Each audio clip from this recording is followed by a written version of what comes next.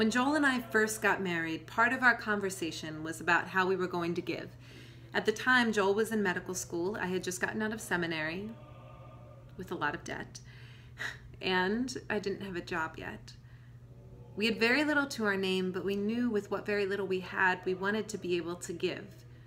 We made a commitment to the spiritual practice of tithing, giving 10% of our income, which was a pretty nominal amount, but everything to us. It was a huge leap of faith. We knew that it was what God was calling us to do.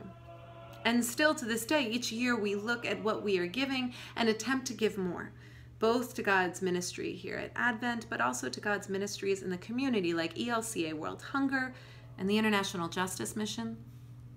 Now we have 2 incomes and we are able to give more, but we still give on a percentage basis, practicing first fruits giving.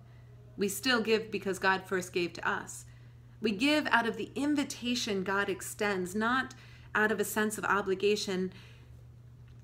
And I'm not going to lie, from time to time it has challenged us. It has been difficult. But more importantly, it has changed us. In fact, we were reflecting a couple months ago that it seems like the more we give, the more we want to give. There is such freedom in that. The more we give, the more we realize we have just what we need. As a person who has a lot of anxiety around finance, I thank God for that freedom. And I see the lives changed by our giving. The gift of tithing and stewardship, the gift of giving to God and caring for those around us, is an incredible blessing.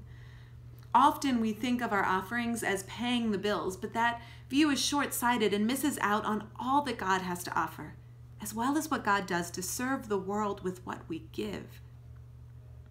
Our giving is a reminder that God is first in our lives. It is a spiritual practice that acknowledges God's abundance, and it is a statement of trust that even though we give what we have, we know that God will continue to provide what we need. The practice of giving with gratitude is an ancient wisdom.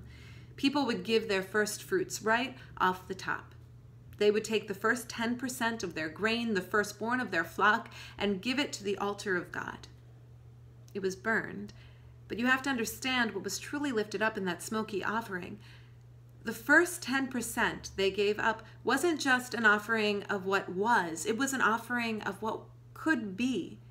The seed burned would otherwise turn into the seed bank for next year's planting. The animal sacrificed was part of the breeding plan for the coming year. This was not an empty gesture. This was a statement of faith, an act of trust that God would continue to provide. And it was done with gratitude for all that God had already given. These ancient ancestors in faith knew something that we often forget. Everything is spiritual. Everything is touched by God and directed by the divine. Question is, does our life reflect that? Do our finances reflect that? This past week, the members of our community received an envelope with a commitment card and a percentage giving table. The information is also online and on our website in our newsletter. Whether or not you fill out the commitment card, though, it is helpful to us as we plan God's ministry here at Advent to have those cards. Have a conversation, an honest conversation.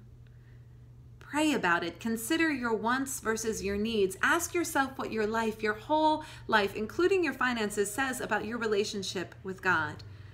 Ask the question, is my checkbook following Jesus too? And I challenge you, see if you can grow in the spiritual discipline of proportional giving. Let God move your heart. Let God challenge you to trust. Thanks so much and have a great day.